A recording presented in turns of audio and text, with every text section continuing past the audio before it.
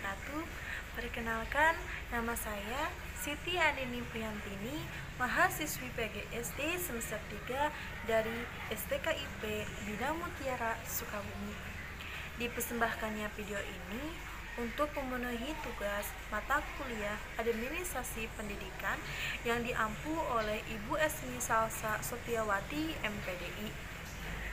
Administrasi pengelolaan lembaga pendidikan. Administrasi merupakan sebagai suatu kegiatan atau usaha untuk membantu, melayani, mengarahkan, atau mengatur semua kegiatan untuk mencapai suatu tujuan. Administrasi pendidikan, proses pengarahan dan pengintegrasian segala sesuatu, baik personal, spiritual, maupun material yang bersangkut paut dengan pendidikan. Adapun lembaga pendidikan merupakan lembaga atau tempat berlangsungnya proses pendidikan untuk mengubah tingkah laku individu ke arah lebih baik melalui interaksi sosial dengan lingkungan sekitar. Adapun macam-macam lembaga pendidikan formal. Pendidikan formal merupakan pendidikan yang dilaksanakan di sekolah yang didapati secara sistematis, teratur, bertingkat, dan dengan mengikuti syarat-syarat yang jelas. Adapun ciri-ciri pendidikan formal yaitu pendidikan yang berlangsung dalam ruang kelas. Guru merupakan orang yang telah ditetapkan secara resmi oleh lembaga pendidikan, mempunyai administrasi dan manajemen yang jelas, adanya sebuah batasan usia sesuai dengan jenjang pendidikan, mempunyai kurikulum formal, adanya sebuah batasan lama studi, dan kepada murid yang sudah lulus akan diberikan ijazah. Contoh lembaga pendidikan formal yang pertama, pendidikan anak usia dini seperti TK dan RA. Yang kedua, pendidikan dasar seperti SD, MI, SMP, MTS. Yang ketiga, pendidikan menengah seperti SMA, SMK, MA, MAK.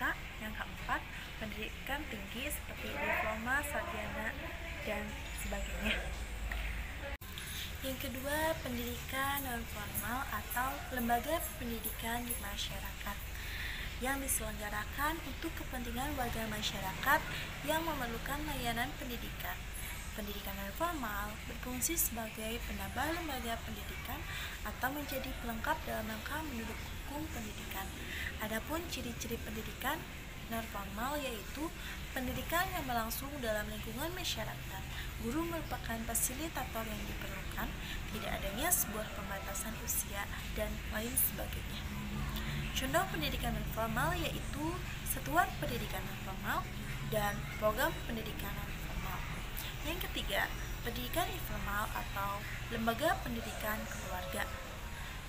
Pendidikan informal yaitu jalur pendekatan keluarga atau jalur pendidikan keluarga dan lingkungan yang berbentuk kegiatan belajar secara mandiri.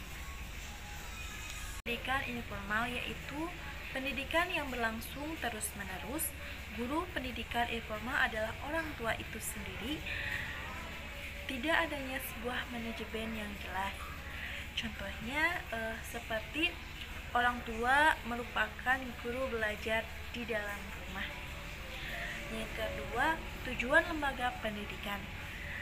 Yang pertama, untuk membentuk dan mengembangkan sebuah potensi para murid sehingga menjadi individu yang mandiri, kreatif, berilmu, berakhlak mulia, dan bertanggung jawab.